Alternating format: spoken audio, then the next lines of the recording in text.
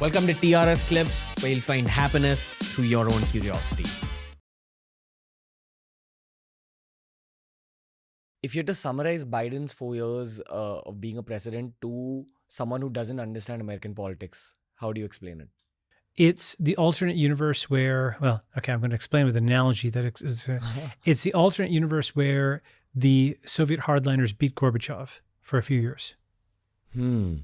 Because Gorbachev was basically trying to change the system, and the Soviet hardliners launched a coup against him in 1991, and it failed, and the whole system came apart. Now, there's an alternate reality, so it's actually very similar. 1985, Gorbachev came. 1991 was the coup against Gorbachev. 2015, Trump came on scene. 6 years later was the counterattack against him.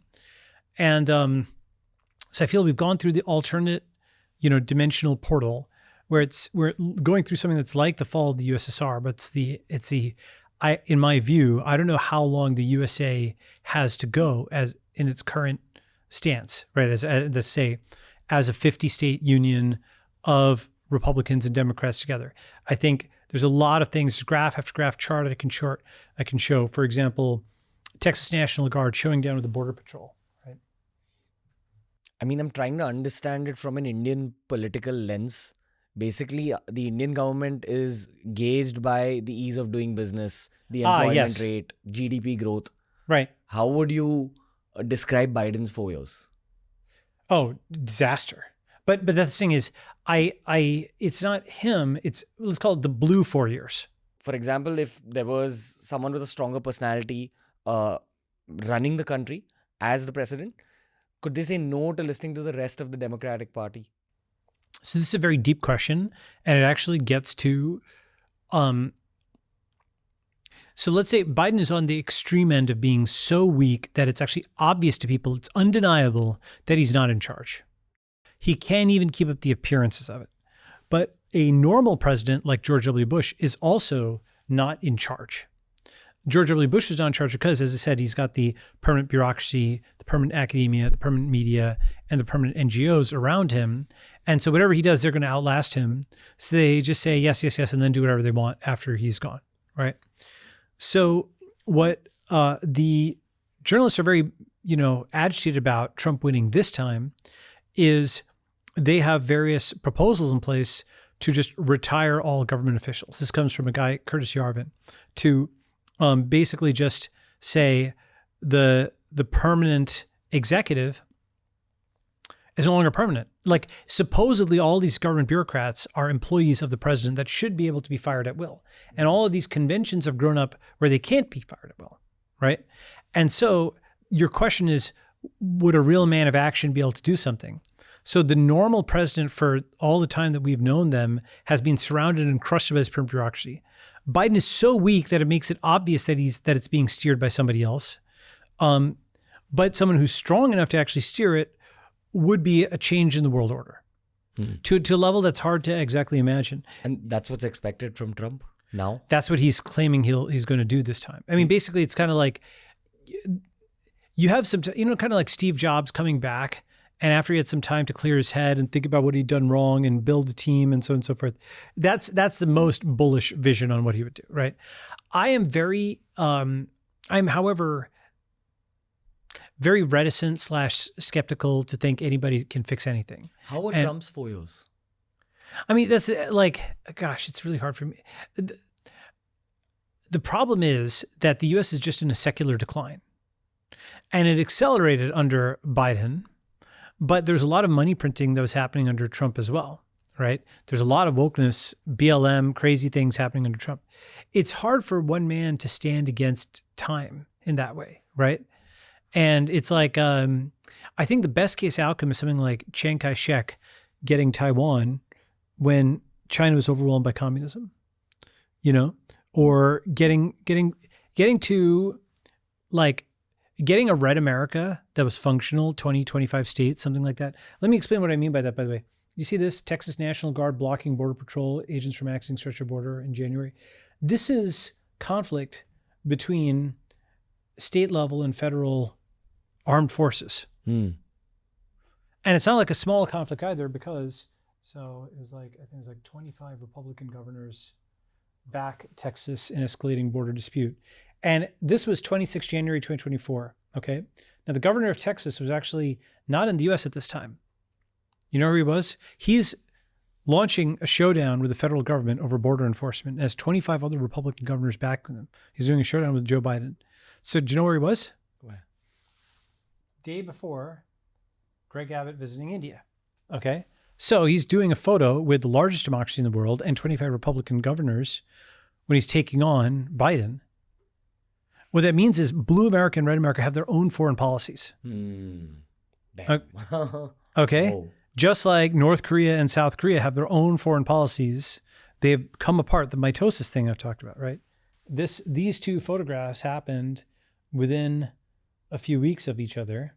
Newsom meeting Xi and Abbott meeting Modi. And by the way, that is the governor of America's largest Democrat state, and that's the governor of America's largest Republican state. Democrats and communists versus Republicans and Indians. That's how it's probably going to line up. And there's reasons for this where, in a sense, Republicans and Indians are arguably natural libertarians, like Jugad and, improvising things and so on. And Democrats and communists are both natural statists. They want state control over things, right? So it's statism versus libertarian, albeit these are Democrats and Republicans are the American version of statism and libertarianism. And communists and Indians are the Asian version of statism and libertarianism. But there's still a stylistic overlap there, right? Point being that, your question is an interesting one, which is, did they do a good job? Did they do a bad job? It's more like lots of things are heading down and one group of people accelerated it, pushed it farther. And to just explain what I mean by that, let me just show you something. So look at this chart. This is U.S. interest payments, okay? For about 30 years, most of my adult life, the growth in the amount of interest that was owed each year was basically linear. Okay, it went from about 300 billion here to about 600 billion by 2021. And now it's suddenly gone totally vertical like this. And if you drew two lines and you had this be y equals m1x plus b1, and this is y equals m2x plus b2, the ratio of the two slopes, like how much steeper this is 15x steeper than this. Okay. What that means is, this is after Biden got elected. This is after Biden. Okay.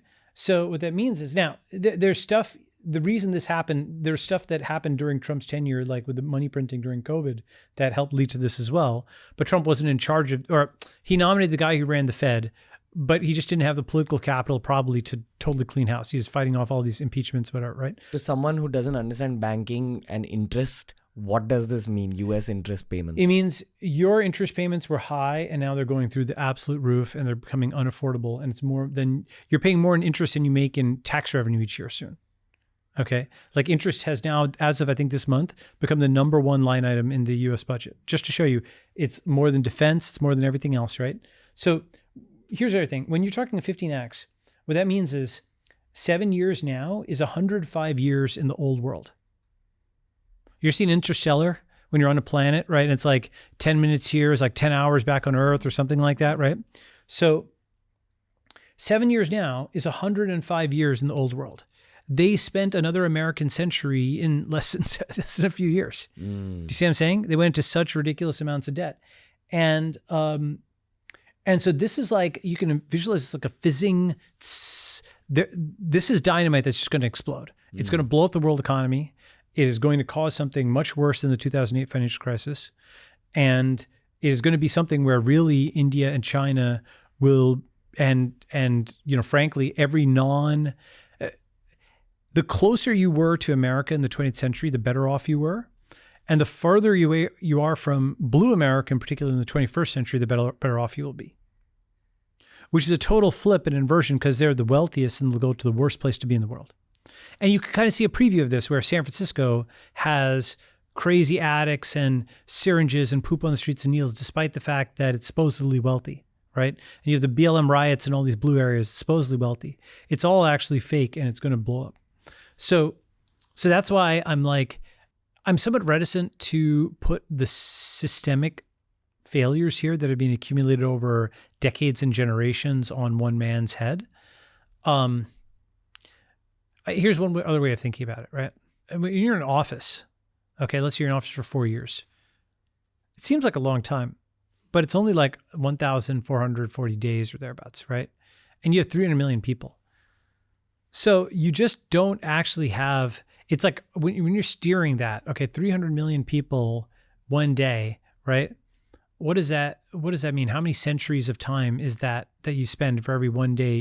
It's like this giant, huge group of people to steer it is so heavy, right? To move it is so heavy. To do something with it is so heavy. I guess this is basically the fundamental thing that I do disagree with. Actually, both MAGA and BBB on. You know, MAGA is Make America Great Again. That's a Trump, right? But Joe Biden's is Build Back Better. So both of them sort of kind of know that things have gone downhill. Implicitly, things have gotten worse. Let's make it better. But they're not in touch with, here's another graph. This is a really important graph that shows that the center of the world economy has moved, and it was for thousands of years in Asia, and then it went for hundreds of years during the Industrial Revolution out to the West. Peak West was 1950, and then it's rocketed back to the East faster than it came in decades, right? So thousands of years, hundreds of years, and then decades. Okay? So the entire world order, the post-war order, is based on 1945. But that's actually an exceptional time in world history. And so everything that was set up then, like the UN, like we were talking about earlier, everything that was set up then is obsolete now. It simply doesn't reflect the true balance of power. There's formal institutions that were set up. But like, you know, for example, the US, UK, France, and Russia and China are the 4 Security Council members. So rather than trying to reform that, BRICS just started up a new thing, you know? And so you have Russia and China, but you also have India there as like a founding member, right? And so you definitely don't have France. I mean, nothing against France, but it's like it's declined since then. And so the thing is that MAGA and BBB are both based on trying to restore this, and it's here already. Right? They're like, we're going to bring the jobs back. No, you're not. No, it's like, it's just not what the world was totally, in 1945, 1950, the rest of the world was completely bombed out. It was under communism. It was under socialism. Japan had been nuked. Like, people were dead. The entire industrial base was blown up. That's why a high school grad in the US could support a family without an education or whatever, right? Or much in the way of skills. The equivalent, like research mathematician level person in China was starving to death, right? Is that fair? I don't think that's fair. That's looked at as a Garden of Eden idyllic time. I understand why it's in the American memory that was a great time and we should have kept it and so on and so forth. But the other 96% of the world roughly had a terrible time of it at that time. And they've risen and their fortunes have improved, right? And so much, when you bring up these kinds of graphs, right, you'll often get denialism from you know, like Americans who say, oh, you're being a doomer. Of course we can bring it back. You know, we roll up our sleeves and so on. But it's not just like one graph. There's like 1,000 of these, and I can show you all kinds of things have shifted. You just can't bring back a previous world state. What you can do is think about what is the ideal future world state we can achieve given the current momentum and position of the system. And so for that, I don't put that much confidence in Biden, or, you know, not so much even, I mean, Trump is certainly, like, you know, he deserves respect after surviving everything he survived, right? Don't get me wrong. But if I had confidence in somebody, more confidence would be actually in like Elon and Zuck and, you know, the tech leaders and the tech founders. You know, we talk about heads of state. I have more confidence in the heads of network who have built and run these giant companies because they have actually genuine control over their organizations. They can hire, they can fire. They built it from scratch. They know where every screw is, right? It was built within living memory. So it's like a motorbike that they can ride versus this giant, you know, gargantuan thing that's built over generations that nobody understands how the whole thing works. Hey, if you enjoyed today's clip, make sure you check out all the other clips we've uploaded on this channel. You'll find a clip related to almost every single topic as long as you're willing to search for it.